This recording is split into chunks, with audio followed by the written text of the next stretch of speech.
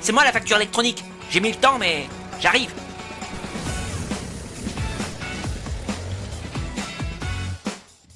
Bah écoutez, nous avons mis des choses en place, avec même quelques petites sanctions s'il le faut, et tout sera très bien régulé.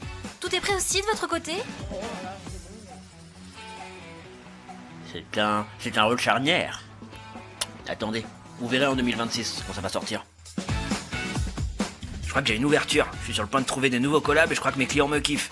Oh. Hey. Hey, quand même. Faut être relax, ça va bien se passer. N'allez pas voir ailleurs, on peut aussi s'occuper de vos factures.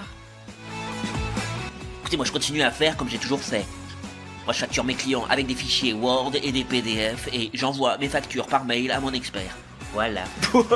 Oh là là, ça marche plus comme ça, monsieur. Vous avez pas suivi les infos ou quoi? Pas bien. Moi je suis à jour sur l'appli smartphone. J'ai 100% de mes clients sur la plateforme My Company Files. Je gère 100% des flux. Et ouais, je maîtrise. Moi c'est simple, je suis sereine. Je fais tout en un clic. J'ai l'appli et je n'ai qu'à me connecter. Hein ma biche? Elle aussi, elle sait utiliser la plateforme tellement c'est simple. Tout est là, au bout des doigts. Pour nous, tout glisse.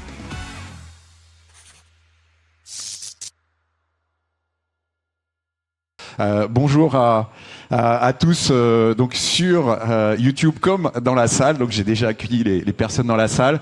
Et puis je vais demander à Benjamin, notre star, notre rockstar, Benjamin Jonathan, pardon. Ça démarre bien. C'est le stress, c'est ça? C'est toi qui stresses? Exactement. C'est des prénoms bibliques, voilà. Donc Benjamin, Jonathan. Donc on accueille Jonathan, donc qui est notre rockstar, donc de la matinée, qui va nous animer cette table ronde et il sait le faire de main de maître. Jonathan, merci et je te laisse du coup accueillir nos premiers participants à la table ronde. Alors ils ont un point commun, ils sont tous en chemise blanche. Ouais. Eh bien bonjour à tous, merci Patrick pour... Attends, je plaisante. Ça marche bien. Non mais je suis ravi d'être là aujourd'hui. Merci de m'avoir donné l'opportunité d'animer ces deux tables rondes.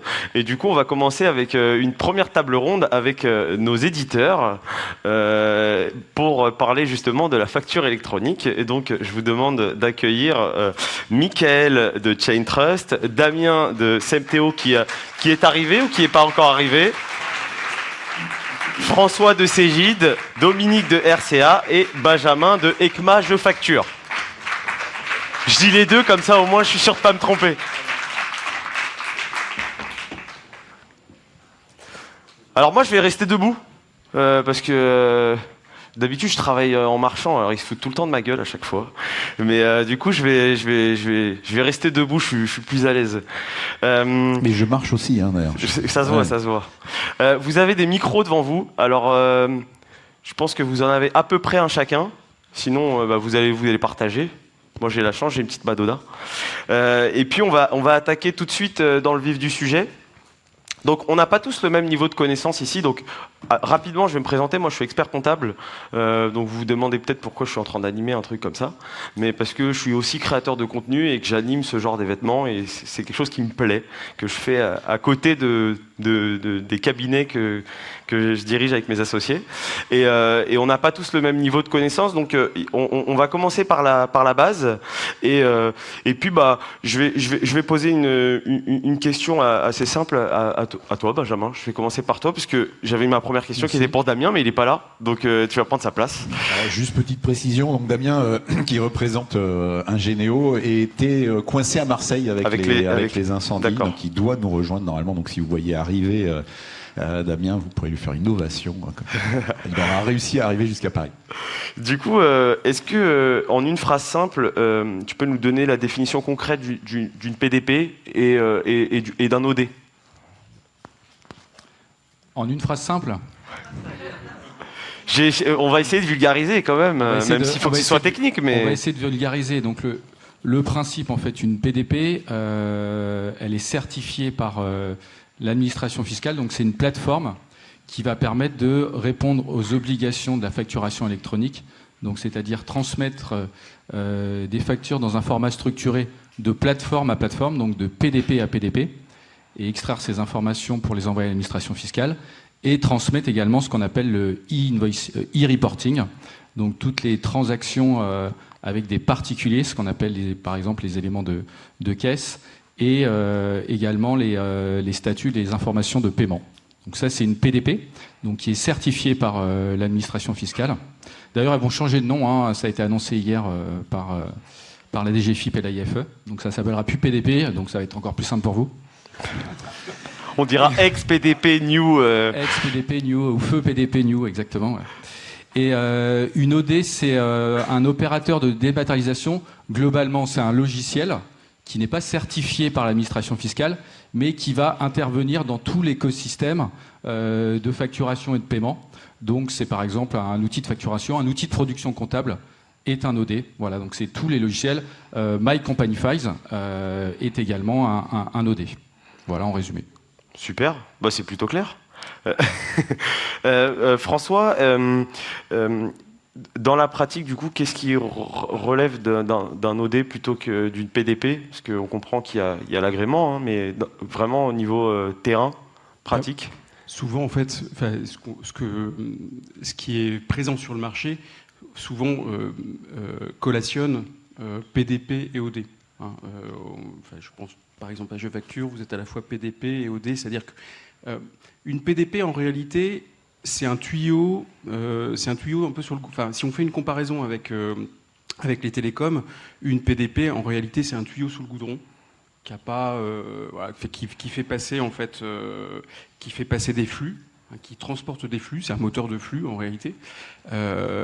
Donc qui transporte pas énormément de valeur pour le client. Hein, si on fait la comparaison avec un fournisseur en fait de internet, quand ton fournisseur il te file une box qui va t'envoyer des flux sur ta télé et en fait derrière il y a des tuyaux, la fibre, etc. Mais quand toi t'achètes en fait un abonnement chez un fournisseur internet, t'achètes pas la fibre, enfin t'achètes pas le tuyau, tu t'en fous.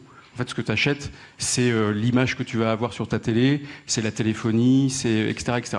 Donc la PDP pure, c'est vrai qu'elle véhicule pas énormément de valeur, mis à part le moteur de flux. Voilà. Et elles se distinguent pas, elles sont pas distinctives l'une par rapport à l'autre. Donc c'est pour ça qu'en fait beaucoup d'acteurs PDP rajoutent des services OD qui vont être des services de facturation, qui vont être des services par exemple tu peux avoir de la data vise avec de la gestion des flux de trésorerie, et un état des trésoreries, des balances en fait entre facture d'achat et facture de vente. Voilà, c'est ça en fait qu'on rajoute autour quand on est PDP et OD en même temps, pour avoir un service distinctif par rapport en fait à d'autres PDP.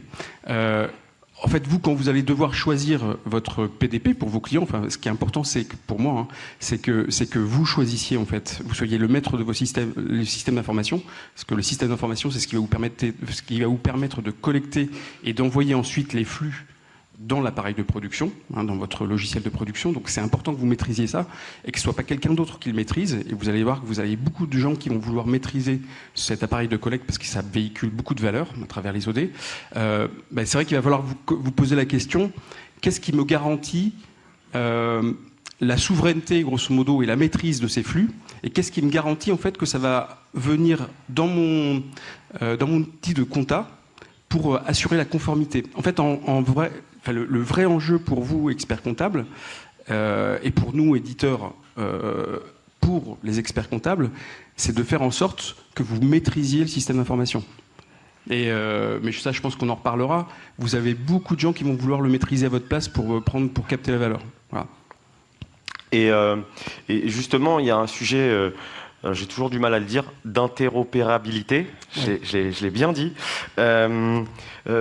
Benjamin, je peux te proposer une question justement à ce sujet-là. C'est est-ce que je dois m'inquiéter si moi j'ai un client, je suis expert comptable, j'ai un client qui a une PDP A, il y a un fournisseur qui a une PDP B, un autre client qui a une autre PDP. Comment je fais pour m'assurer que tout ça va être transparent? Parce que c'est un vrai sujet qui revient souvent chez les experts comptables. C'est est-ce que je vais devoir travailler avec plusieurs PDP et comment ça va se passer dans la réalité? Alors, très bonne question, Jonathan, merci de me l'avoir posée. Effectivement, l'interopérabilité, c'est un vrai sujet. Alors, je dirais, pas d'inquiétude, puisque là, pour le coup, l'administration fiscale, la DGFiP et l'AIFE ont travaillé sur le sujet. Donc déjà, la DGFiP a créé ce qu'on appelle une instance PayPal France. Donc ça va être le réseau d'interopérabilité. Globalement, en fait, la transmission, ce que disait François tout à l'heure, les PDP vont transmettre des flux. Donc pour transmettre ces flux, il y a deux choses. Il y a ce qu'on appelle un annuaire, qui est géré par l'administration fiscale. Donc finalement, l'annuaire, c'est votre destination. C'est-à-dire vous voulez envoyer une facture à un client, c'est la destination. Donc c'est comme si vous alliez à Marseille. L'annuaire va vous dire vous allez à Marseille. Okay. Par contre, c'est comment vous allez y aller. Est-ce que vous prenez une autoroute, une nationale, etc. Et ça, c'est le réseau d'interopérabilité PayPal, les points d'accès PayPal. Donc il y a une autorité effectivement PayPal qui existe. Autorité PayPal France qui va être créée par l'administration fiscale. Et toutes les PDP vont être interconnectées à ce réseau d'interopérabilité PayPal. Donc finalement, ce sera l'autoroute qui permettra d'arriver à la bonne destination. Donc ça, c'est le premier point, c'est l'interopérabilité entre les PDP. Donc je dirais que là-dessus, voilà, le seul point à vérifier, c'est que la PDP ou les PDP que vous voudriez choisir soient bien point d'accès PayPal. Donc ça, c'est le premier élément qui est extrêmement important. Le deuxième point, on en parlait tout à l'heure, c'est les PDP et les OD. Et là, l'administration fiscale travaille sur une API standard. Enfin là, pour le coup, c'est l'AFNOR qui travaille sur une API standard qui doit être intégrée par les éditeurs PDP et OD pour qu'elle soit entièrement interopérable et pour éviter de devoir développer à chaque fois des interactions spécifiques. J'avoue que quand j'entends c'est l'administration fiscale qui est en train de travailler sur une API, là je suis un peu inquiet du coup, je suis pas rassuré. Alors les specs viennent de... Il y a une première version des specs qui vient de sortir sur cette API standard. Donc ils sont pas, je dirais qu'ils sont pas en retard. Ah. Voilà, ils sont pas en retard. Ce serait une première. Ils tiennent enfin leur délai. Ça fait plaisir. Une bonne chose. Ok, ça marche. On a Damien qui est arrivé. Allez, applaudissez Damien. Salut Damien. Je t'en prie. Bah, tu peux t'installer. Hein. Allez, je prends place. Bonjour. Damien, du coup, de Ingénéo Septéo. Exactement, j'ai pas pu rattraper le retard de la SNCF, je suis désolé. Bah, merci d'être avec nous. Avec plaisir. Du coup, Michael, on t'a pas entendu. Bonjour.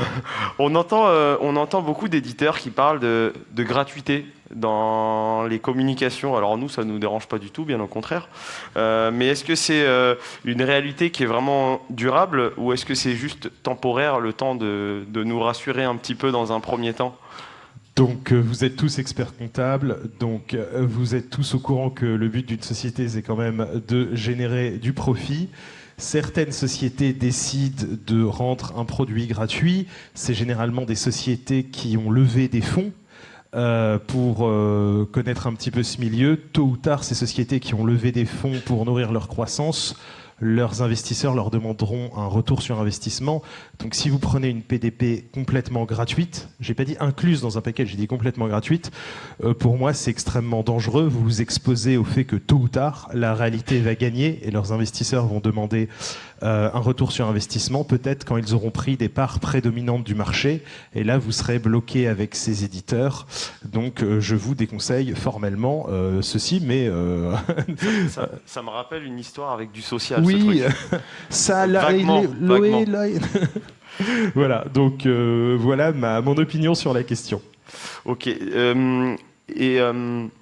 Et Dominique, je crois qu'on ne t'a pas entendu depuis tout à l'heure. Du coup, je voulais te poser une question aussi.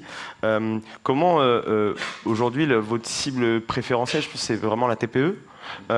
Comment est-ce qu'on peut garantir que l'adoption elle va être rapide et qu'elle va être fluide pour ces utilisateurs-là ? Alors, je ne sais pas si le micro fonctionne. Vas-y, tu peux parler un peu plus fort peut-être ? Je pense que c'est mieux. Ouais. Alors effectivement, là, comme tu le disais, la cible, c'est effectivement en grande majorité les TPE. On est sur une thématique de facture électronique, mais il est important effectivement que lorsque vous allez équiper vos clients d'un OD pour pouvoir traiter effectivement l'ensemble de ce flux, enfin OD et PDP pour traiter l'ensemble des flux de facture électronique, il est important que vous ayez une vision aussi beaucoup plus large et pas uniquement le côté réglementaire obligatoire sur la facture électronique, mais que ce soit aussi une occasion de digitaliser les clients et de leur permettre d'avoir du plus par rapport à ce qu'ils ont aujourd'hui dans leur gestion quotidienne. On sait très bien que les clients TPE, pour beaucoup, ne sont pas, on va dire, des geeks de l'informatique. Donc, si vous n'abordez le sujet que sous l'aspect, on va dire, contrainte réglementaire, l'adoption sera effectivement un peu plus difficile. L'objectif, c'est qu'ils puissent trouver effectivement du plus. Ne serait-ce que d'avoir de manière centralisée l'ensemble du flux entrant, sortant, des factures, d'avoir du pointage automatique des encaissements clients. C'est des choses toutes bêtes, mais qui effectivement aujourd'hui dans leur quotidien leur prennent quand même beaucoup de temps. Donc c'est tous ces axes-là qui va être important effectivement pour vous de mettre en avant pour que le sujet de la facture électronique s'absorbe aussi effectivement dans quelque chose de beaucoup plus global. Et justement, Damien, en termes de coûts, on parlait de coûts avec Michael tout à l'heure. J'avais pas prévu de te poser cette question, mais tu es arrivé en retard, alors je te pose n'importe quelle question. La sentence. C'est moi qui décide, voilà, comme ça. Du coup, en termes de coûts, qu'est-ce qui pourrait être inclus dans les coûts de la PDP? Qu'est-ce qui pourrait être considéré comme étant des coûts additionnels pour nous? Comme l'a dit Michael tout à l'heure, je dirais que tout l'aspect réglementaire prévu par la réforme, ça doit être compris dans le coût de la PDP. Et comme l'a dit Dominique, il y aura forcément des services complémentaires finalement autour de la facture, de la gestion de cette facture, qui elle nécessitera des coûts supplémentaires. Finalement, la PDP, c'est pour les éditeurs une sorte de passe-plat où derrière ils vont vendre de la valeur ajoutée autour de cette facture. Moi, je prends souvent l'exemple de mon charcutier. Mon charcutier, aujourd'hui, il reçoit ses factures Orange et il les transfère. Demain, il ne veut pas avoir à payer, il n'est pas prêt à payer pour recevoir sa facture Orange. Par contre, c'est l'occasion pour la profession de lui mettre entre les mains peut-être un portail sur lequel il retrouvera du coup l'ensemble de ses factures Orange et autres, mais également des services complémentaires que vous pourriez valoriser d'une manière ou d'une autre. Mais est-ce que tu as des exemples justement de... Alors ok, j'ai compris le principe du passe-plat. Il y a des fonctionnalités additionnelles, mais aujourd'hui en tant qu'expert comptable, alors on en voit certaines, peut-être qu'on n'a pas une vue suffisamment éclairée de tout ça. Est-ce que vous y avez réfléchi déjà, ou peut-être d'autres, sur les fonctionnalités qu'il pourrait y avoir et puis les coûts que ça pourrait engendrer aussi?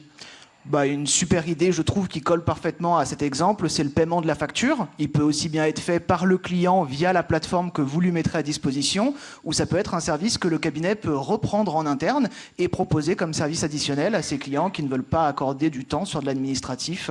Je parle de paiement, mais de validation, de suivi, de recouvrement, de gestion de contentieux. On pourrait imaginer une multitude de services autour de la facture. Alors, il y a un sujet aussi qu'on évoquera, je pense aussi beaucoup avec la seconde table ronde qu'on va faire avec les dirigeants de cabinet et de réseau. C'est la formation du client final. Parce que c'est un vrai sujet. Et nous, aujourd'hui, on se demande, est-ce que ça va être à nous de former les clients, ou est-ce que ça va être à vous, en tant qu'éditeur, de fournir aussi, avec nous, conjointement, peut-être cet accompagnement. C'est quoi votre position, Benjamin, sur le sujet ? Alors l'accompagnement du client, je dirais que c'est les deux sont concernés, forcément. L'objectif, c'est pas que l'éditeur prenne la place du cabinet et de l'expert comptable. Pour autant, effectivement, je pense que les éditeurs sont là aussi pour accompagner à la fois le cabinet, les collaborateurs et l'ensemble, et également l'ensemble des clients. Donc nous, par exemple, si je facture, tout est inclus effectivement dans la plateforme Je Facture.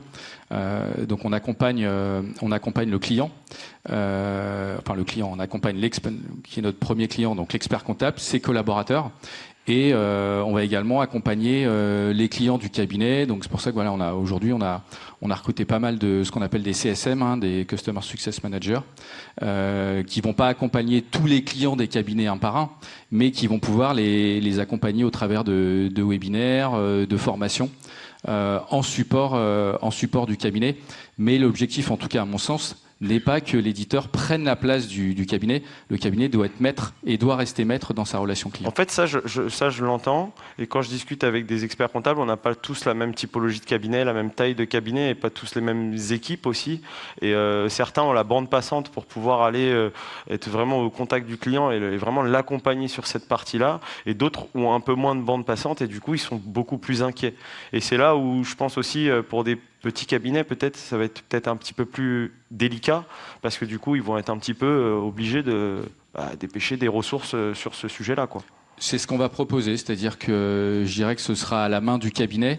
Si le cabinet, comme tu le disais, n'a pas forcément les ressources ou la bande passante, on pourra former au travers d'un webinaire, d'une formation dédiée, à la fois les collaborateurs et les clients du cabinet sur la plateforme et sur un premier onboarding sur la facturation électronique. Ok. On part dans le très concret. Dominique, est-ce que tu peux nous donner quelques conseils si on veut démarrer, sans partir d'un truc trop complexe, mais si on veut démarrer dès maintenant? Alors effectivement, voilà ce que tu disais, l'accompagnement est vraiment important. Et comme c'est un vrai projet de cabinet, il y a une vraie conduite du changement. Et on sait très bien que l'ensemble des équipes du cabinet sont au quotidien déjà ultra chargées par ce qu'elles ont à faire. Donc autant dire que c'est quand même un chantier qui se rajoute. D'où l'importance effectivement de bien se faire accompagner pour réussir avec le temps qui vous reste avant la première échéance, puisque là maintenant les jours se décomptent, on va dire, assez rapidement, c'est déjà de venir, on va dire, insuffler une démarche un peu plus industrielle, entre guillemets, par rapport à ce que vous avez l'habitude de faire aujourd'hui, parce que je dirais la digitalisation des cabinets, elle a déjà été engagée depuis longtemps, mais pour autant, quand on voit, on va dire, l'ensemble des clients, des cabinets, et tous ceux qui ne sont pas encore équipés d'OD, de PDP futurs et autres, il est important de réussir à accompagner les équipes pour donner effectivement ce rythme un peu plus important. Donc c'est sûr qu'il faut à la fois dans un premier temps accompagner les équipes et surtout aussi un des premiers enjeux, c'est de segmenter votre clientèle. Là aussi, souvent les cabinets se disent bon ça y est, il faut qu'on démarre, mais par quoi on démarre? Et en fait, on se rend compte que beaucoup de cabinets n'ont pas forcément une cartographie précise, on va dire, des grandes familles de clients que vous avez dans vos cabinets. C'est de se dire voilà. Tous vos clients sont différents, tous n'auront pas les mêmes besoins, la même manière de fonctionner et autres. Donc il est important pour déjà savoir quoi leur mettre comme outil, c'est déjà de faire cette segmentation, avoir les grandes familles de clients, et ensuite rentrer dans une démarche assez industrielle, et là encore, en démarrant par des choses simples. Alors effectivement, on aime toujours beaucoup les analogies chez RCA, parce que souvent, dès qu'on commence à parler de mettre en place un outil, beaucoup nous disent « Ah oui, mais moi, pour ce client-là en particulier, ça va être compliqué ou autre ». Bon, je fais souvent l'analogie avec les meubles Ikea. Lorsque vous vous lancez dans le montage de meubles Ikea, vous ne démarrez pas par le dressing complet. On va dire, vous commencez par la calaxe, le cube simple, mais au moins vous intégrez une première approche évidemment du montage de meubles, et ensuite petit à petit vous avancez. Donc là, démarrez par les clients les plus simples, qui auront une appétence, on va dire, naturelle à rentrer dans ce sujet-là, ce qui va aussi aider vos collaborateurs, vos référents digitaux, pour effectivement lancer cette démarche industrielle, et ensuite, dans un second temps, eh bien, vous traiterez les clients un peu plus compliqués, un petit peu plus spécifiques. Je trouve ça intéressant aussi ce que tu as dit. Je pense, moi, en tout cas, ma position d'expert comptable, de se dire, je pense que ce qui est important, c'est aussi de nommer un référent en interne. Et quelle que soit la taille du cabinet, quel que soit le profil, en tout cas, un référent qui va être vraiment engagé et embarqué dans cette démarche-là.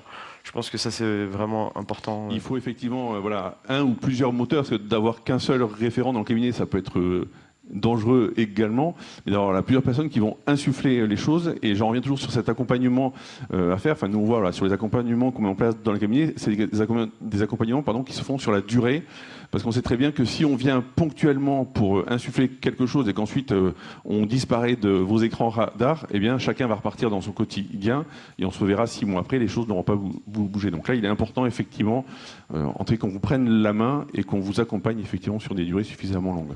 Alors, Michael, si je suis un cabinet, j'ai 500 clients, combien de temps, combien de ressources je vais devoir prévoir pour mettre en place tout ça? Et comme je te pose cette question à toi, parce que je sais que tu aimes bien l'industrialisation, est-ce qu'on peut industrialiser justement? Dominique en a parlé un petit peu, mais est-ce qu'on est capable de le faire? Oui, tout à fait, puisque aujourd'hui, les acteurs que vous voyez devant vous, ce ne sont pas uniquement des PDP, c'est souvent des PDP avec une surcouche pour les experts comptables qui leur simplifie le processus de mise en place de la PDP.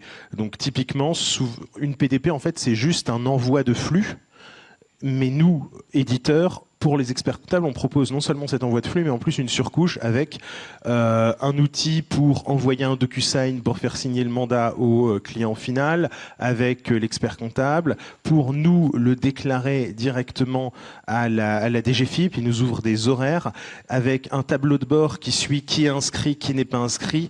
Donc c'est très facile aujourd'hui d'inscrire tous vos clients sur les PDP, quand ces PDP, comme ShaneTrust et d'autres, vous permettre un suivi de qui est inscrit, qui n'est pas inscrit. On vous a un peu préparé le terrain. Et aussi, il faut comprendre que cette réforme, elle n'est pas complètement nouvelle. Pour vous, elle est nouvelle, mais pour nous, éditeurs, on a l'exemple du Portugal, l'exemple de l'Italie, l'exemple des pays nordiques. On a l'année dernière la Roumanie. On a la Pologne qui arrive en même temps que nous. Donc nous, on voit un peu ce qui se passe et c'est un peu toujours la même chose que pour les experts comptables dans différents pays où on propose cet onboarding, ce tableau de bord. Donc très rapidement, si vous naviguez aujourd'hui sur nos solutions, vous verrez que en un clic, vous pouvez faire signer le mandat et nous, on peut les inscrire assez rapidement. Voilà. François, il y a beaucoup de cabinets aussi qui n'ont pas encore démarré. Il y en a qui sont un petit peu avancés, mais il y en a aussi qui n'ont pas encore démarré. Avec ton expérience et ta vision justement, Cégide éditeur, c'est quoi selon toi le principal point de blocage? Peut-être que c'est psychologique ou l'organisation, mais est-ce que tu... Alors, moi je crois qu'il y a quand même beaucoup de cabinets, enfin ça fait, avant j'étais au Conseil national et j'ai beaucoup tourné en fait, avec Benjamin notamment, auprès de la profession pour expliquer ce qu'était la facturation électronique. Donc moi j'ai trouvé qu'il y avait quand même une très belle maturité. Enfin, vous avez en fait parfois une tendance à vous autoflageller qui ne reflète pas la réalité. C'est-à-dire que moi je trouve que la profession elle est quand même... si on devait cartographier justement les gens qui sont au courant de la facturation électronique, vous arrivez mais de très très très loin, bien en avance. Moi je l'ai constaté un peu partout et de plus en plus. Donc ça c'est un premier point. Pardon, mais il y a une différence entre être au courant et commencer à mettre en action les choses. J'y viens. Mais dans ces tournées, généralement, ce qu'on me disait, c'était oui mais d'accord, mais on voudrait toucher l'outil. Sauf qu'effectivement, les PDP aujourd'hui, elles ne fonctionnent pas. Donc, il n'y a aucune PDP qui ne fonctionne. Alors, on inscrit, nous, on fait fonctionner notre PDP puisque, alors, nous, elle opère déjà au Portugal, en fait, notre PDP, et donc on la fait fonctionner et on peut faire des simulations. Mais en réalité, elle ne fonctionne pas vraiment. Donc, c'est vrai que vous avez ce besoin de toucher aux produits, etc. Votre énorme avantage, je pense, par rapport à d'autres et par rapport à d'autres prédateurs, entre guillemets, de systèmes d'information qui vont apparaître, votre énorme avantage, c'est que pour des questions de conformité, alors juste au passage, on a fait un sondage en début d'année, en fait, on sonde régulièrement nos clients et nos non-clients, experts comptables, on leur a posé la question, quelle est votre principale préoccupation par rapport à un outil de comptabilité? 88%, de très loin, mais ça vous étonnera pas, 88% c'est je veux un outil qui m'assure la conformité. Dans la conformité, il y a effectivement le moteur fiscal qu'on a dans un produit d'expertise comptable, et puis il y a la collecte. Et en fait, vous avez cette particularité et cette grand avantage d'avoir mis en place des systèmes de collecte robustes, parce que c'est vrai que si vous n'avez pas les pièces, vous ne pouvez pas faire le déclaratif ou la compta en fait conforme. Donc vous avez mis en fait depuis des années et des années des systèmes de collecte robustes et en réalité en cartographiant vos clients sans le savoir. Vous avez fait de la prose comme M. Jourdain. C'est-à-dire que vous avez des clients qui sont très digitaux et qui vous demandent des interfaces très digitales parce que sinon ils ne sont pas contents, ils considèrent que vous n'êtes pas moderne. Puis vous en avez qui ne sont pas du tout digitaux et qui font du papier en fait, qui font des factures papier, etc. Donc en fait vous êtes adapté, en fait vous avez plusieurs processus de collecte qui se superposent en fonction de vos clients. Donc, vous avez déjà cette maturité de composition, pour composer un système d'information. La seule chose qui va se passer, c'est que le 1er septembre 2026, tous vos clients, tous, devront en fait avoir un compte de réception pour recevoir les factures de grandes entreprises ou de TI. Par exemple, s'il y a des clients Cégide et j'en vois, nous, en fait, à partir du 1er septembre 2026, on va devoir on sera obligé d'émettre des factures au format facturation électronique et via une PDP, et on l'enverra sur votre compte de réception. Donc, vous devrez, en fait, avoir un compte de réception. C'est-à-dire que vous avez un tiers PDP qui va, en fait, s'inscrire dans votre système d'information. La question, c'est, est-ce que c'est vous qui le maîtrisez ou est-ce que c'est pas vous qui le maîtrisez? Et ça, je crois, enfin, si par exemple c'est la PDP d'une banque, ça veut dire qu'en fait, il y a, et j'ai rien contre les banques, hein, elles ont en jeu en fait des milliards d'euros, hein, parce que vous avez des PDP qui embarquent des systèmes de paiement, enfin des comptes pro, et elles voient en fait que c'est en train de leur échapper et que c'est des milliards d'euros en fait qu'elles risquent de perdre. Donc c'est pour ça qu'elles font des PDP actuellement. Mais si c'est une PDP en fait que vous ne maîtrisez pas, ça veut dire que vous avez un grain de sable dans votre système d'information. Ça veut dire que vous avez un grain de sable dans votre conformité possible. Comment vous allez récupérer ces factures? Donc pour répondre, pour revenir en fait à ta question et pour y répondre, je pense qu'en fait tout le monde est en train de prendre conscience de ça et tout le monde, tous les experts comptables, dans tous les cas nos clients que je croise, se disent comment je recompose mon système d'information en fonction de la maturité de mes clients, la maturité digitale, sachant que certains, il va falloir que je les accompagne énormément parce qu'ils ne voudront jamais aller sur une interface. Ils continueront à faire leur facture, par exemple, en papier. Ils vous l'amèneront dans une boîte à chaussures. Et vous prendrez cette boîte à chaussures et vous ferez de la facturation pour eux, du mandat de facturation. Ça donne envie, en tout cas. C'est ce qui s'est passé. La boîte à chaussures, tu avais fait un super TEDx où c'était quoi le titre? Déjà, c'était la boîte à chaussures. Qui a tué la boîte à chaussures? Voilà. Elle n'est pas morte. Et moi, je pense elle est vraiment pas morte du tout. Et vous allez avoir un rôle comme en Italie. Hein. En Italie, je crois que la profession, en tous les cas, ceux qui ont décidé d'accompagner leurs clients, qui avaient du mal en fait avec cette digitalisation, ils ont pris en fait une valeur supplémentaire énorme. Parce que vous allez en fait, avec la facturation électronique, c'est ça qui est génial. La facturation électronique, c'est un creuset de risque. Si vous êtes désintermédié au niveau de votre système d'information, si vous ne le maîtrisez plus. Par contre, si vous le maîtrisez, vous allez avoir accès à tout l'espace. C'est un espace en fait de gestion du cycle de vie, ce que vous n'aviez pas avant ou peu. Et là, en fait, vous allez pouvoir, en accompagnant soit de la gestion administrative, le mandat de facturation, soit en fait la gestion de trésorerie. On sait qu'aujourd'hui, il y a beaucoup d'entreprises qui capotent sur des histoires de gestion de trésorerie. Et la facturation électronique, d'ailleurs, ça va être un gros sujet. Il va y avoir un gros cut avec la gestion de trésorerie, parce qu'en fait, certaines vont... il y a un peu de cavalerie parfois. Ça va plus être possible. Donc là, il va y avoir des effets importants et on va avoir besoin de vous. Les entreprises vont avoir besoin de vous. Donc moi, je crois qu'en fait, ça va être si vous arrivez bien à recomposer le système d'information, si c'est vous qui le maîtrisez, ça c'est super important. C'est vous qui devez maîtriser le système d'information. Si vous le maîtrisez bien, vous allez pouvoir en faire une super opportunité. Je veux juste terminer sur un truc. Si vous ne le faites pas, il peut se passer ce qui s'est passé en Italie. En Australie. Vous savez, en Australie, il y a eu 8 reports de l'échéance facturation électronique. Les experts comptables, là-bas, se sont dit, alors pour leur particularité, mais ils se sont dit, on va continuer comme avant, on ne sait pas ce que ça va donner, etc. Pendant ce temps-là, d'autres acteurs, des éditeurs, qui s'intéressent particulièrement à vos clients, plus qu'à votre production comptable et à votre conformité, des éditeurs et les banques, elles ont accéléré.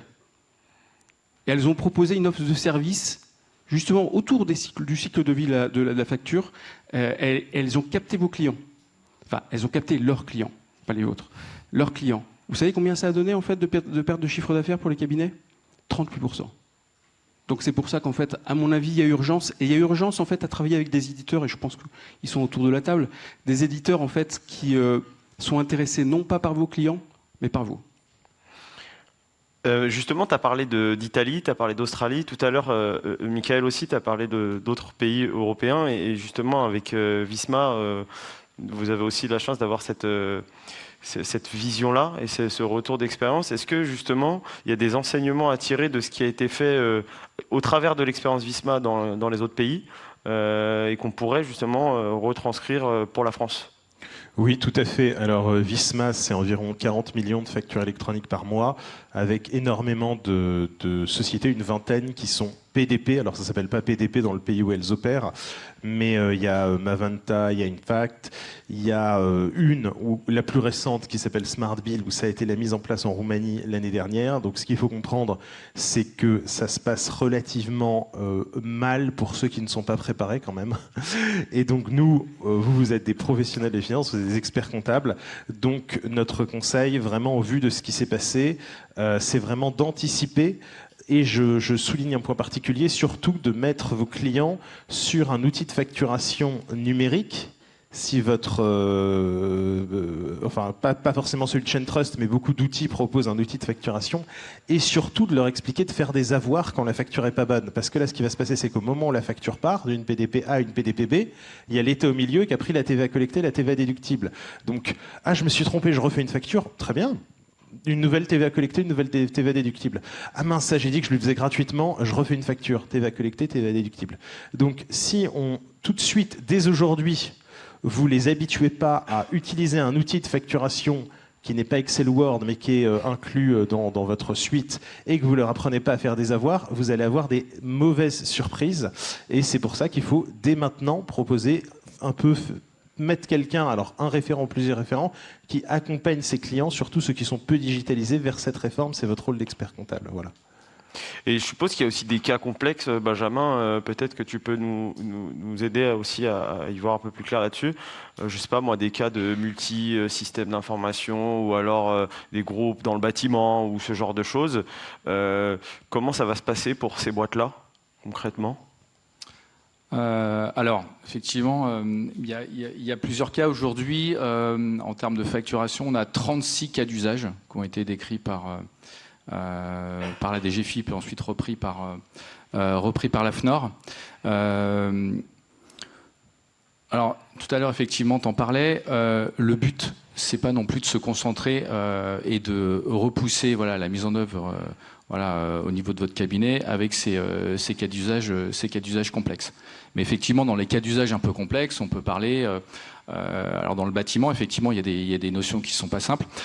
Le principe des cas d'usage, finalement, ça se résume beaucoup à l'application des règles fiscales. Et nous, ce qu'on voit sur cette problématique de réforme de facturation électronique, on nous pose énormément de questions sur l'application des règles fiscales que théoriquement on devrait appliquer. Si je prends l'exemple des cafés, hôtels, restaurants, vous allez déjeuner dans un café.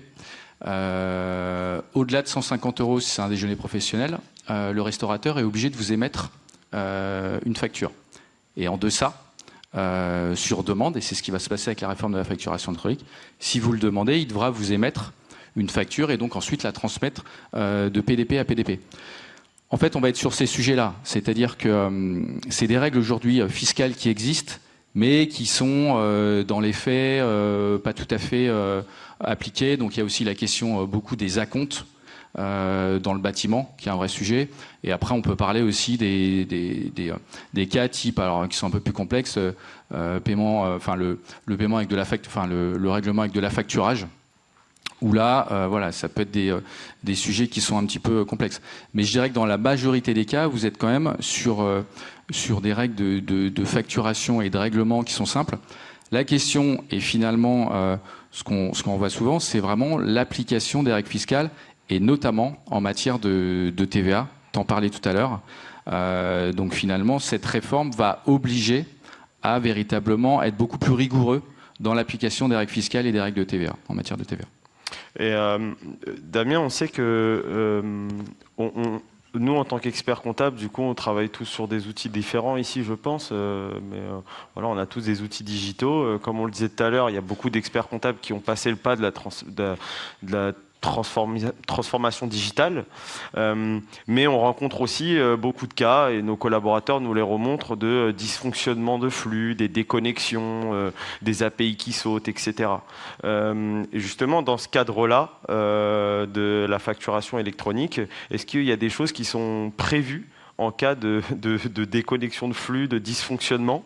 Comment on va pouvoir s'en sortir, parce que ça peut vite être très compliqué pour nous en tant que cabinet, parce que c'est quelque chose qu'on ne maîtrisera pas forcément en termes d'architecture, quoi. Non, alors comme ça a été cité précédemment, déjà il y a une API qui est sortie par l'AFNOR et qui va essayer justement de rendre ouvert et d'homogénéiser les dialogues entre les différents éditeurs, la fameuse interopérabilité. Donc on a déjà cette base solide. Les éditeurs évidemment discutent entre eux pour rendre aussi leur interfaçage logique et certains automatismes, mais on n'est jamais à l'abri qu'en effet un des deux systèmes dysfonctionne et finalement ça vous fout en l'air votre production comptable sur le moment ou votre productivité ou un autre acteur que vous utilisez vous en interne au sein du cabinet. Finalement, là, on touche la question du risque et de la fluidité. Le risque, finalement, c'est la sécurité et la souveraineté des données. Donc ça, c'est un choix qui vous appartient en fonction des partenaires que vous choisissez, des éditeurs. Et le risque, c'est plus... Et la fluidité, pardon, c'est plus l'interopérabilité qu'on évoquait avec les API. Donc, quelque part, il n'y aura pas de système qui sera 100% sûr, 100% fiable. Il peut y avoir des défaillances à plusieurs niveaux qui feraient que sur l'instant T, on ait une indisponibilité à une étape, finalement, de cette facturation ou de votre métier concernant la saisie comptable. Entourez-vous des partenaires de confiance que vous utilisez sûrement déjà, qui vous sont recommandés. Vérifiez quand même leur stabilité, leur fiabilité auprès de vos confrères ou auprès de la presse publique. Mis à part ça, on verra comment se déroulera dans le temps finalement la mise en place de cette réforme, comment les éditeurs aussi vont garantir cette sécurité, cette fluidité qui est devenue un véritable sujet ces dernières années avec des actes malveillants ou des dysfonctionnements, des accidents spectaculaires, je dirais extraordinaires, qui font que dans la vie de tous les jours, on a une indisponibilité et ça va aussi arriver dans le monde de la PDP et de la facture électronique. Je crois que tu voulais rebondir. Ouais. Alors, la question, elle est légitime et forcément, en fait, quand on a un système d'automatisation, on peut avoir effectivement des nids de service à un moment donné, etc. Bon. Par contre, j'ai envie de prendre la comparaison. Aujourd'hui, en fait, la voiture, ça va vite. C'est dangereux. Parfois, il peut y avoir en fait des bugs, etc. Pour autant, en fait, tout le monde prend une voiture et on y trouve tous un avantage. Voilà. La facturation électronique, j'ai envie de dire, c'est un peu la même chose. Bien sûr, en fait, il peut y avoir des risques. À mon avis, elle est facteur justement plutôt en fait de moins de risques. Aujourd'hui, en fait, quand vous avez des hacks, quand vous avez des cyberattaques, souvent, elles rentrent par des factures, par des PDF vérolés, etc. Et vous avez en fait derrière un hacker qui prend en fait la main sur votre système. Quand vous passez par une PDP, vous avez 1400. Alors sur la nôtre, je pense que c'est pareil pour tout le monde. Nous, on a 1400 contrôles en fait opérés à l'entrée en fait Et puis ensuite, donc ça c'est la PDP d'émission. Nous, avant d'émettre, toutes les PDP, on fait 1400 contrôles, dont des contrôles antivirus. Et puis celle qui reçoit va faire la même chose. Donc en fait, vous aurez zéro risque, et en plus on est certifié, on nous demande plein de choses très compliquées et on le fait bien volontiers de bon cœur, mais ça veut dire qu'en fait vous éliminez le risque en fait de hackage via des factures. Première chose. Donc vous mettez plus de sécurité. Deuxième chose, bien sûr qu'il peut y avoir à un moment donné quelqu'un qui oblige de brancher le serveur, enfin bon, j'essaye une image, mais vous pouvez avoir effectivement des ralentissements, etc., etc. Mais voyez plutôt moi j'ai envie de dire plutôt, voyez le gain que ça va vous amener. Aujourd'hui en fait, on fait nos CJ d'honneur là en ce moment, donc on tourne beaucoup, on voit beaucoup de clients, on adore ça, et en fait, moi ce que je pose toujours comme question en fait aux clients, ça s'est passé comment la période fiscale ? Et beaucoup me disent, cette année, la période fiscale a été particulièrement compliquée. Pourquoi ? Parce que les clients n'ont pas la tête à ça. C'est vrai ou pas ? Dans le sens où... Ouais, c'est confirmé, c'est bon. Ils ont pas envoyé, ou ils ont mis beaucoup de... Il y a eu en fait des embouteillages, et en fait, tout d'un coup, paf, ils ont tout envoyé, il fallait leur compte de résultat et leur bilan en fait dans le quart d'heure. Voilà. Et pourquoi ? Parce qu'en fait, c'est la crise, donc... c'est accessoire en fait de transmettre leurs pièces. Ce qui est important pour eux, c'est leur business. Donc ils sont angoissés par ça. Et donc ils ont de la charge mentale. Voyez une chose. Et après, en fait, ce que je veux juste dire aussi par rapport à ça, c'est ces clients-là aussi qui vous disent ouais, mon expert comptable, il m'amène pas de conseils, etc. Bah oui, mais si tu lui amènes tes pièces en fait au dernier moment, et qu'est-ce que tu veux qu'il te donne comme conseil ? Voilà. La facturation électronique. Quelque part, ça va vous libérer, en fait, vous, de cette charge mentale. C'est-à-dire que vous allez recevoir les pièces en temps réel. Et eux vont être obligés, en fait, d'émettre de cette manière-là, vous allez nécessairement les recevoir en temps réel. Ils vont être obligés d'émettre parce que sinon ils pourront pas déduire la TVA, etc. Ça va les motiver, ça. Donc, mais je pense que les experts comptables ont conscience que c'est probablement une bouffée d'oxygène. Hein. C'est très très bonne chose. Ce que je veux dire par rapport à ça, c'est que voyez plus le côté positif des choses, et forcément il y aura quelques côtés négatifs. Oui, c'est vrai que quand on s'habitue à la vitesse, quand ça ralentit un petit peu, on se dit ouais, c'est pas possible. Mais oui, parce que c'est sûr que ma voiture elle tombe en panne, je peux prendre le bus ou je peux marcher. Là, si la PDP elle plante, j'ai 150 personnes au bureau qui peuvent pas travailler. C'est clair. C'est un peu différent. Mais elle ne plantera pas la vie entière. Voilà, c'est ça. Donc ce sera ponctuel. Parfois, c'est une heure ça peut être une heure de ralentissement ou une heure d'arrêt, parce que pour des raisons en fait, de mise à jour, ça arrivera toujours. Mais de manière générale, sur une heure perdue, vous en aurez gagné 3000. Voilà, c'est ça que je veux dire. Ça, je veux bien te croire. Tu voulais réagir ? Juste pour compléter effectivement sur l'aspect sécurité, pour être certifié PDP, il y a quand même un certain nombre de critères à respecter. Donc déjà le premier point, c'est d'être certifié ISO 27001. ISO 27001, c'est pas une mince affaire. D'ailleurs, ça signifie effectivement tout un système de gestion, de management du système d'information, et notamment tout ce qui est garanti en matière de suivi de plateforme, de plan de continuité, de reprise d'activité. Donc c'est une certification quand même qui garantit un niveau de service et un niveau de sécurité quand même extrêmement important contre les risques de cyberattaque et autres. Il n'y aura jamais de risque zéro, mais c'est quand même un niveau de certification quand même qui est extrêmement important, délivré par l'ANSSI. Ça, c'est le premier point. Deuxième point, en termes d'hébergement de données, toutes les PDP doivent être ce qu'on appelle, soit elles hébergent sur leurs serveurs propres qui sont en France, soit elles font appel à un hébergeur qui est Secnum Cloud, ce qui signifie qu'on est sur des niveaux de sécurité et des hébergements de données qui se trouvent en Europe. Donc là encore, on apporte un deuxième niveau de sécurité. Et le troisième point, en matière d'échange d'informations, je vous en parlais tout à l'heure, on passe par le système PayPal. Le système PayPal, c'est un système mondial qui a déjà fait ses preuves dans énormément de pays et qui est opérationnel. Donc là encore, on est sur un système robuste, sécurisé. Donc il n'y aura jamais de risque zéro. Mais globalement, dans ce mécanisme, on a mis des barrières qui font qu'on limite vraiment au maximum les risques de cyberattaque ou d'arrêt en fait, d'échange de flux. Merci d'avoir complété. Je voudrais aussi parler d'une chose. Je pense qu'on l'a tous vu en tant qu'expert comptable. On a tous remarqué que certaines banques traditionnelles, on en parlait tout à l'heure, avaient mis des petites cases à cocher pour nos clients, très subtiles, ou même des néobanques qui le font aussi, pour justement les faire adhérer à une PDP de façon un petit peu automatique. Et du coup, la question se pose de est-ce qu'on va pouvoir changer facilement de PDP ? Parce qu'on a probablement des clients qui ont fait cette erreur de cocher et d'accepter. Mickaël, tu veux répondre là-dessus ? Oui, tout à fait. Alors, tout ce que je dis est sous réserve, puisqu'il y a un sous-groupe, le sous-groupe 5, qui justement, ça a été mis en place hier, travaille pour une API spéciale pour les experts comptables, avec des fonctionnalités spéciales pour les experts comptables. Donc, ce que je vous dis aujourd'hui sera peut-être faux demain. Donc aujourd'hui, c'est vraiment un format postal. C'est un peu comme une adresse fixe. J'ai la PDPA, mon adresse, c'est la PDPA. Je peux tout à fait changer d'adresse, je déménage. Dans ce cas-là, pendant 15 jours, il y aura un routage. Si l'ancienne PDP les envoie, ça les rebasculera à ma nouvelle adresse. Et pour les nouvelles factures, ça les bascule directement à ma nouvelle adresse. La DGFiP a voulu vraiment qu'il y ait une portabilité et c'est vraiment inclus dans les textes. Maintenant, le sujet plus épineux, c'est l'historicité des anciennes factures.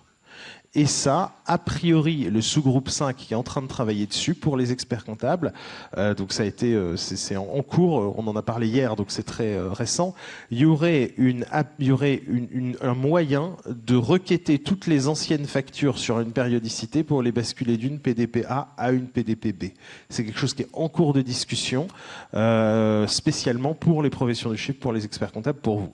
Donc on vous en dira plus, on est en train de réfléchir à ça et le groupe travaille là-dessus et on a des très bons contacts avec ce sous-groupe, avec la DGFiP, ce qui faciliterait et ce qui permettrait du coup de changer de PDP vraiment.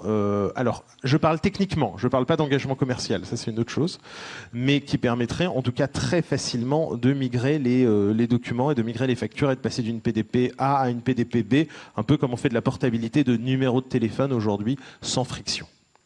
Super. Tout à l'heure, François nous parlait d'avoir accès à l'intégralité du cycle de vie de la facture. Et du coup, Dominique, j'aimerais te poser une question par rapport à ça. On en parlera aussi dans la table ronde qu'on va faire juste après. Ceux qui sont sur YouTube, on enchaînera avec la deuxième table ronde dans la foulée. Justement, la question que j'aimerais te poser, c'est selon vous, selon votre vision d'éditeur, c'est quoi les nouvelles missions qui pourraient être proposées par nous, experts comptables, justement grâce à l'accès à ce cycle de vie entier de la facture? Voilà, alors effectivement, pour schématiser aussi un petit peu le cycle de vie de la facture, prenez un petit peu l'image d'une cible, avec effectivement, on l'a bien compris au cours de ces échanges, c'est que l'OD est vraiment le point central de la facture électronique, puisque c'est vraiment la partie visible, qui sera vraiment l'interface utilisée par vos clients. Sur cette cible, enfin ce point central de l'OD, va apparaître donc autour de la partie PDP, donc voilà le tuyau qui va amener les flux. Une fois qu'on a la partie PDP, eh bien, effectivement, les premiers niveaux de service commencent à s'agréger dessus. Alors on a parlé tout à l'heure des différents services de paiement et encaissement qui vont être, on va dire, les premières briques de services qui vont être naturellement poussés par les cabinets auprès de leurs clients, parce que ça touche vraiment au quotidien de l'entreprise de pouvoir faciliter le paiement de la facture d'achat, de pouvoir plus facilement encaisser les factures de vente. Une fois qu'on a cette brique effectivement de service, alors, et on voit bien aussi que l'enjeu est capital, puisque le marché du paiement aujourd'hui c'est plus de 150 milliards, donc forcément tous les acteurs veulent garder leur part du gâteau sur cette partie-là.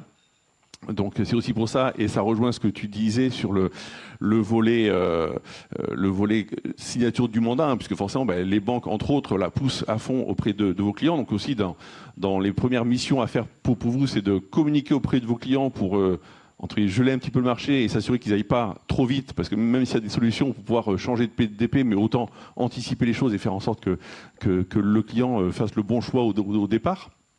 Et ensuite, une fois qu'on a l'ensemble de ces flux qui vont commencer à être agrégés entre les flux de gestion, les flux de paiement et autres, eh bien, on va arriver effectivement après sur la partie couche data. Donc là, forcément, plus on va avoir des lacs de données énormissimes sur lesquels en plus on va brancher de l'IA pour commencer aussi à proposer, donc là aussi des services d'accompagnement et de pilotage. En fait, c'est vraiment un nouveau marché qui s'ouvre. Alors c'est que on va dire le marché de la gestion et du pilotage, ça fait des années que tout le monde en parle, mais c'est vrai que concrètement, il n'y a pas forcément trop de possibilités de le faire parce qu'il manquait de la donnée. Donc c'est sûr que tout le monde aussi aujourd'hui pointe du doigt l'IA, mais on dit l'IA c'est très très bien, mais encore faut-il avoir de la donnée, à lui donner à manger pour qu'elle puisse donner des choses intéressantes. Donc là après vous allez pouvoir commencer effectivement à apporter des briques de pilotage, alors qui vont rester aussi au départ très simples.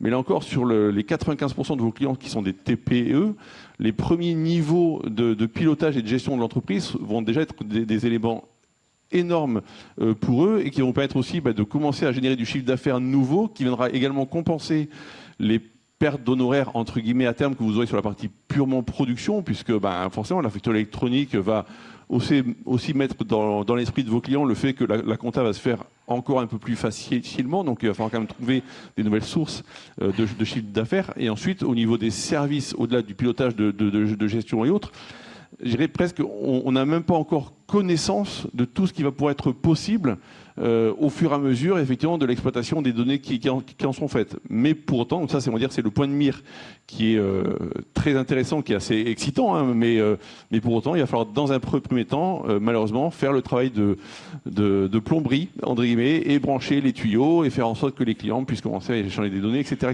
Donc il y a toute cette phase d'amorçage à mettre en place pour que demain effectivement tous les services que vous pourrez proposer seront larges.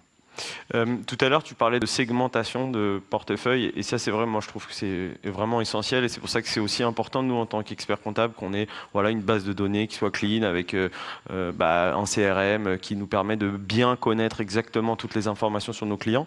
Et peut-être, Benjamin, tu pourrais répondre à cette question. Selon toi, c'est quoi l'importance de cette segmentation, et est-ce qu'il y a une typologie, peut-être, qu'il faudrait prioriser pour un cabinet cabinets qui voudraient justement commencer ce déploiement? Alors effectivement, cette segmentation, elle est extrêmement importante. Aujourd'hui, si on prend un cabinet, globalement, vous avez une partie de votre portefeuille où vous avez des SCI, des LNMP, peu de facturation par an, gestion assez simple.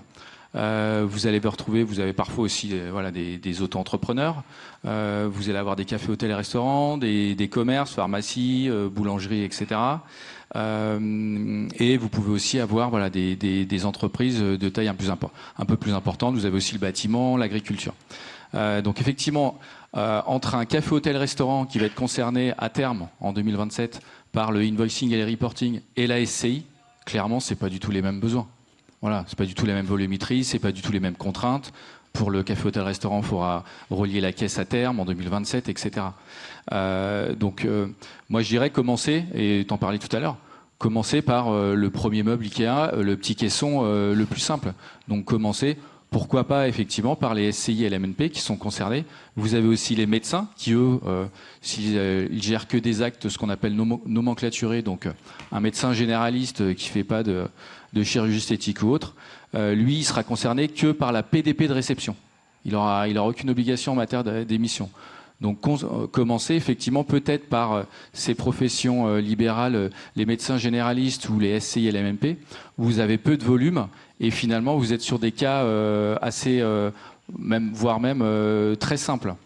Et ensuite, vous pourrez aller sur effectivement cette typologie de clientèle où là, on est sur un fonctionnement un peu plus complexe. Et c'est là où moi, je vous engage vraiment à commencer dès maintenant. Si je reprends, j'aime bien cet exemple, mais le café, hôtel, restaurant, concerné par l'obligation par l'obligation dès septembre 2026. Donc vous devez pour lui choisir une PDP de réception. Ok. Imaginons que vous y preniez au dernier moment, vous choisissez une PDP de réception pour ce café. Très bien, 2026, il reçoit ses premières factures, etc. Ensuite arrive l'obligation. Ensuite, vous avez quand même une deuxième étape qui est l'émission en 2027. Mais l'émission en 2027, ce fameux café, il y a sa caisse à relier à sa PDP. Voilà. Il y a tous ses collaborateurs, les serveurs, la personne à la caisse, à former entre effectivement les demandes, les particuliers où on sera sur la caisse et les professionnels qui vont demander les factures. Il faudra demander le numéro de sirène, aller le renseigner pour que ce soit envoyé de PDP à PDP. Si ça, vous ne l'avez pas anticipé et que vous avez pris une PDP de manière assez simple sur la réception, potentiellement, vous allez devoir soit changer de PDP, soit rajouter une deuxième PDP, etc. Donc, commencez par les cas simples, mais anticipez aussi les cas un peu plus complexes, avec toujours en ligne de mire, il y a septembre 2026, mais également septembre 2027, pour éviter d'avoir à faire deux fois le même travail. Très clair, très concret, parfait.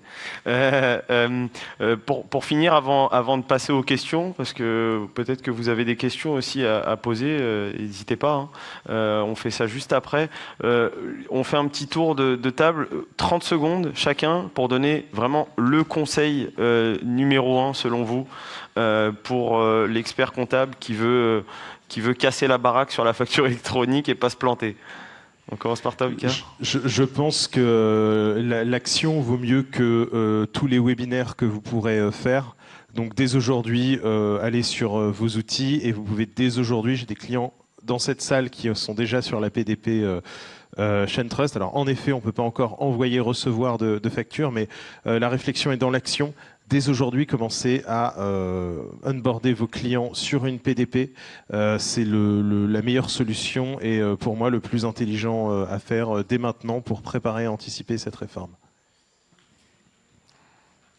Oui, c'est vrai que en fait, on peut commencer à onboarder, etc. Mais je crois qu'il y a ce qu'il faut maintenant faire, c'est visualiser le chemin de la facture en fonction de vos clients. Et commencer en fait à cartographier grosso modo avec vos clients qui, dans la gestion des cycles de vie, va faire quoi. Quand vous allez en fait avoir d'ici 18 mois des clients qui vont recevoir en fait leur facture sur leur compte de réception et qui vont devoir les valider. Est-ce qu'ils seront capables de le faire? Qu'est-ce qu'ils vont vous déléguer? Qu'est-ce que vous allez donc faire pour eux? Qu'est-ce que eux vont faire eux-mêmes?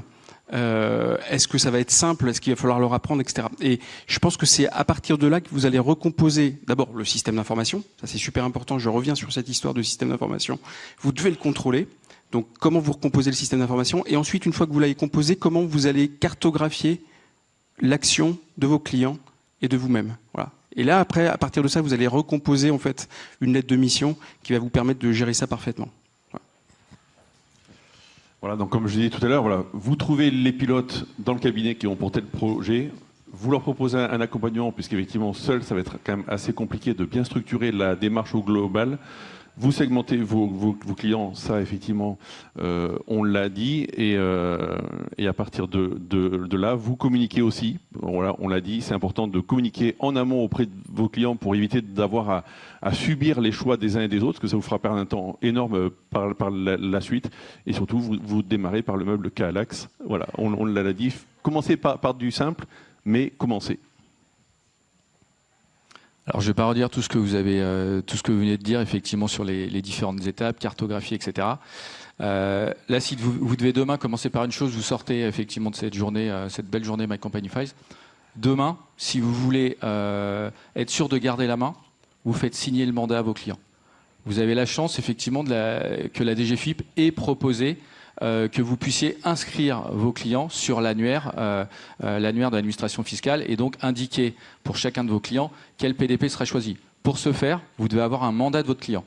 Ce mandat, il est disponible sur le site de l'Ordre, il est disponible aussi en téléchargement sur JeFacture. Téléchargez-le, faites-le signer à l'ensemble de vos clients, ce qui va vous donner une bouée d'oxygène et sur les 6 prochains mois, vous permettre effectivement de cartographier et de mettre en place les solutions les plus adaptées pour votre cabinet et vos clients. Mais faites une chose, si votre mandat, c'est simple, hein, vous téléchargez, vous l'envoyez à vos clients et hop, vous gardez la main sur l'inscription de votre client sur l'annuaire. Et pour clôturer cette session de conseil, moi je vous dirais appelez-nous parce que je pense que vos partenaires, les éditeurs avec qui vous travaillez déjà et qui se proposent comme PDP, ils ont déjà en tête ces plans d'action, ils ont déjà en tête ces stratégies selon la taille du cabinet, selon la typologie de vos clients. Ils seront capables de vous pondre un plan d'action et de vous aider aussi à prendre des décisions sur les premières étapes à remplir. Donc appelez vos éditeurs et renseignez-vous sur ce qu'ils sont capables de vous proposer comme stratégie, pas forcément comme service à prendre en supplément. Super, merci d'avoir répondu à toutes ces questions. C'était très clair et très intéressant. Je vais juste vous prendre je vais prendre un petit micro. Peut-être que certains ont des questions à poser. Est-ce que quelqu'un pourrait juste m'aider à... Oh, je vais descendre. C'est bon. Hop. Ça me fait bouger en plus. Qui a levé la main? Allez. Bonjour. Bonjour, Jean Saffort. On a parlé tout à l'heure de récupérer les factures qui pourraient être sur une PDP si je veux changer de PDP. Et dans les présentations que je des PDP, il y a un truc que je ne vois pas du tout, qui est une obligation de la PDP, qui s'appelle l'archivage électronique à valeur probante. Nécessairement, quand on est qualifié en archivage électronique, il y a une obligation de réversibilité. Donc même si le groupe 5 de la DGFiP travaille là-dessus, n'oublions pas, messieurs les PDP, que vous avez à mettre en œuvre un archivage électronique qui va nous permettre de garantir cette réversibilité. Voilà.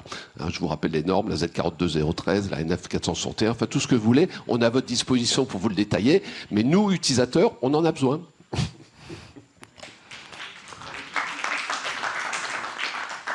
Alors c'était pas vraiment une question, mais c'est plus une remarque. Voilà. Bonjour. Aujourd'hui, vous êtes nombreux à vous battre pour être nos PDP. Et du coup, j'ai une question derrière. Vous allez avoir toutes les factures de tout le monde. Quels sont vos engagements par rapport à l'usage de ces factures? Est-ce que moi, Orange, je vais pouvoir demander toutes les factures SFR pour aller démarcher les clients SFR en disant j'ai un bien meilleur service à vous proposer? Ou est-ce que les textes font que vous avez l'interdiction d'utiliser, de commercialiser les données factures? Et sinon, quels sont vos engagements par rapport à ça? Merci. Qui veut répondre? Parce que là, ils se battent pas, bizarrement. Il y a des contraintes réglementaires déjà par rapport à ça, par rapport à l'utilisation de l'annuaire, parce qu'on va avoir aussi accès à tout l'annuaire. Et donc on n'a pas la possibilité de démarcher ensuite parce qu'on a accès à l'annuaire. Et pareil pour l'utilisation des données. Après, ça peut être... comment dire, c'est à la main, entre guillemets, de chaque éditeur et de sa relation avec le client. Mais, enfin, alors je pense que certains, peut-être avides ou avec des besoins, en fait, ce que tu citais tout à l'heure. Donc, je vais abonder en ton sens. Quand vous avez le sujet de la gratuité. La gratuité, alors nous, on dit, par exemple, côté Cégide, on dit qu'il n'y aura pas de surcoût. On ne parle pas de gratuité, on dit qu'il n'y aura pas de surcoût en utilisant. Mais il y a un coût. La gratuité, ça n'existe pas. Quand c'est gratuit, c'est que c'est vous le produit. Et effectivement, ça peut être la question des données. C'est vrai que, et je te rejoins, si vous avez un truc complètement gratuit, c'est que les données vont être utilisées, revendues, etc., etc. Et avec votre accord. Si vous êtes prêt à ça, ma foi, enfin, après, ça sera votre problème avec votre client. Et la question de l'indépendance, moi, je pense que ça, et ça a trait aussi, enfin, si on va un peu plus loin, un pont un peu plus loin, il y a le sujet des commissionnements aussi sur les frais bancaires, etc., etc. Ça pose des sujets, en fait, en termes d'indépendance. Enfin, moi, il y en a qui essayent de vous embarquer là-dedans pour effectivement, ce que tu disais, des questions de refinancement, parce qu'ils ont levé des millions et des millions, on entend suffisamment parler, et c'est pas gratuit. À un moment donné, il va falloir que ça se paye. Voilà. Donc voilà. Donc soyez. Enfin, nous, on est très à l'aise par rapport à ça parce que vous pouvez lire nos conditions générales de vente, etc. Les données vous appartiennent. Vous nous autorisez juste à les utiliser pour améliorer le produit. Donc c'est des questions de machine learning, etc., etc. Mais on s'interdit d'exploiter ces données à des fins commerciales, etc. Pourquoi ? Parce que ça fait 40 ans qu'on travaille pour la profession, à faire de la conformité, et on ne va pas s'embarquer dans ce genre de choses. Maintenant, il y a des nouveaux acteurs rentrants qui n'ont pas les mêmes scrupules et qui sont là uniques. Enfin, voilà, j'en dirai pas plus. On a une autre question. Oui, bonjour, Nathalie Dagoro. J'ai une petite question assez pratique. Alors, j'ai compris qu'il fallait qu'on se fasse désigner par nos clients en tant que mandataires pour désigner leur PDP. C'est nous qui choisissons. Aujourd'hui, moi, je ne suis pas prête à choisir une PDP parce que je ne sais pas ce qu'elle propose exactement comme service.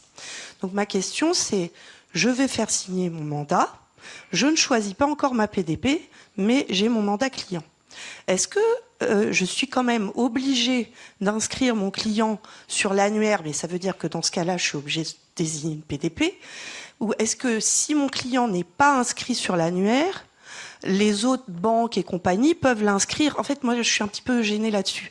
Le fait juste d'être désigné comme mandataire, personne ne le sait à part moi. Donc, comment on fait concrètement ? Je suis obligée de choisir une PDP tout de suite ? Donc, effectivement, bonne question. Alors, ce mandat que vous allez donc si vous le faites signer, il est signé avec votre client. Donc, votre client vous confie un mandat pour l'inscrire sur l'annuaire et donc indiquer que votre client a tel PDP. Donc, je dirais que vis-à-vis, c'est un contrat de confiance vis-à-vis de votre client.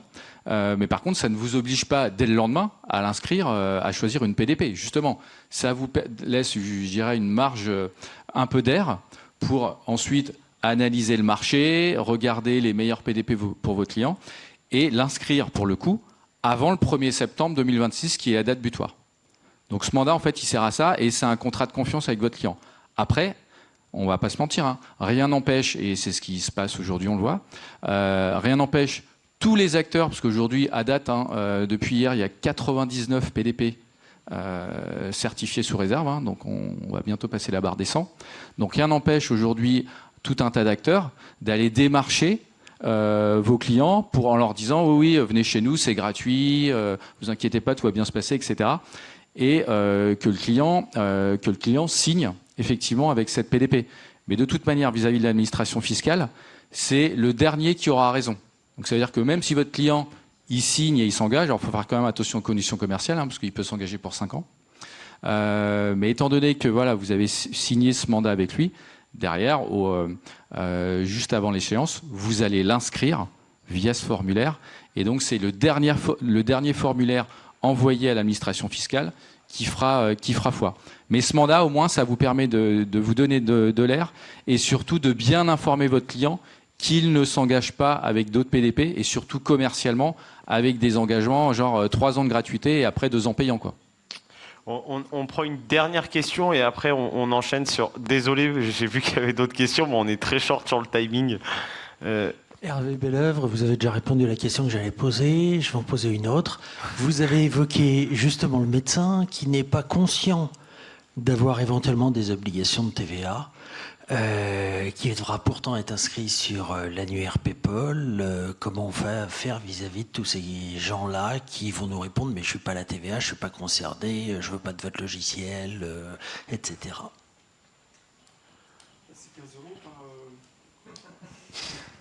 Non, je vais prendre, si tu veux bien, je prends la question et j'en profite pour faire une micro-synthèse en tant qu'hôte de cette table ronde.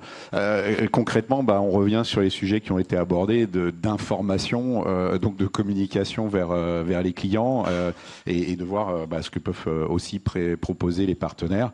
Donc Benjamin proposait notamment au travers de ECMA des webinaires à destination des clients si vous ne souhaitez pas les faire vous. Donc je ne connaissais pas cette démarche qui est intéressante, mais il va falloir de toute façon que là vous preniez et que potentiellement vous utilisiez votre portail My Company Files pour faire de la communication vis-à-vis de vos clients. Alors juste en synthèse peut-être des points forts que j'ai entendus et sans anticiper sur les échanges qui vont avoir lieu sur la table ronde qui suit.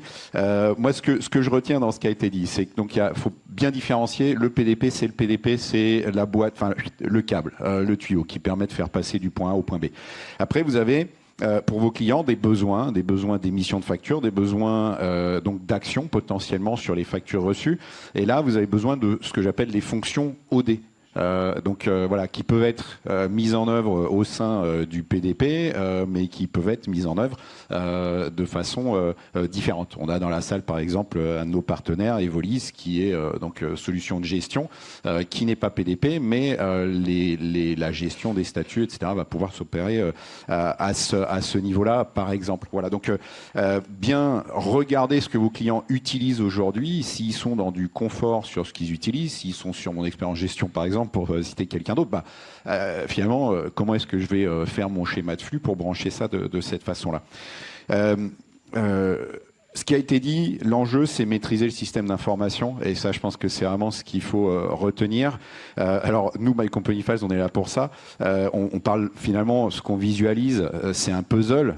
Normalement, vous allez avoir une hétérogénéité. Ça a été mentionné aussi. Tous vos clients, c'est la conviction je pense qu'on a tous autour de la table, n'auront pas suivi le cabinet, et même vous, potentiellement, vous direz, moi, il y a un PDP qui me va bien pour cette typologie de client et un autre PDP qui va bien pour cette autre typologie de client. Et potentiellement un PDP en réception et un PDP en acquisition, et on peut se retrouver dans ces situations-là. L'objectif, c'est d'être capable de maîtriser potentiellement un puzzle. Et My Company Files est là pour ça, notamment avec une expérience, et ça a été intéressant, et merci d'avoir posé cette question, Jonathan. Qu'est-ce qui se passe si la pays elle saute? Et c'est quelque chose que on connaît chez My Company Files. On a déjà eu à gérer à peu près avec chacun des partenaires présents ici. Et c'est de l'expérience en fait qui est acquise. On avait un retour d'expérience au sein de Visma de Smart Build, donc cette société en Roumanie. Alors en Roumanie, l'équivalent de la DGFIP là-bas, donc il y a un espèce de PPF, et Smart Build a appris la résilience, à dire tiens, je sais que le système de l'État n'est pas capable nécessairement de traiter absolument les flux et le volume de flux, donc je prépare de la résilience pour être capable de resoumettre ces flux, etc. Si vous avez 99 PDP, potentiellement, allez, je tire le trait, ça fait 99 connexion à gérer, quand bien même l'API serait la même. Et ça, du coup, on a de l'expérience là-dessus. Hein. Aujourd'hui, on a 80 interop, donc 80 partenaires avec lesquels on est connecté, et c'est 80 gestions de relations contractuelles, de qu'est-ce qui se passe quand ça tombe, etc. Donc, vraiment, faites attention à ça, de la nécessité d'anticiper pour éviter d'avoir quand même une mosaïque folle en face de vous, pour que vos clients, au maximum, quand même, soient sur quelque chose qui soit le plus homogène possible pour vous. Donc vraiment anticiper, encore une fois, je pense que oui, portabilité, attention aux conditions contractuelles, et si vous avez moyen d'éviter, faites signer le mandat. C'est, je pense, quelque chose à retenir de cette journée. Voilà, donc je ne vais pas plus loin. Et si, faites confiance à des partenaires de la profession par rapport à ta question, Sophie. C'est vrai que voilà, il y a des gens qui ont l'habitude de travailler avec les experts comptables. C'est aussi pour ça qu'on a demandé spécifiquement à ces partenaires. Il y en a d'autres. On pouvait pas faire venir tout le monde.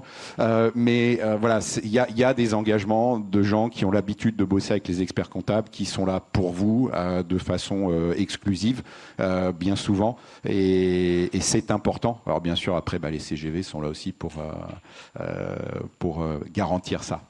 Voilà. Super, merci pour cette synthèse. Et voilà, il n'y a plus qu'à vous applaudir.